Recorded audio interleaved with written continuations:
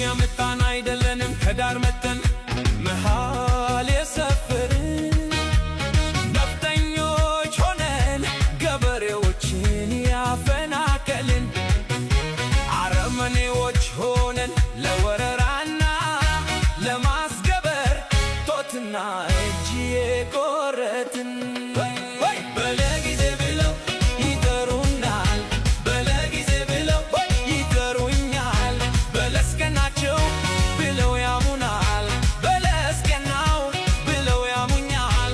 በልዋልንበት ያውሉናል፣ በልዋልኩበት ያውሉኛል። ደግሞም ከምድረ ገጽ እንጠፋ ዘንድ ይመኙልናል።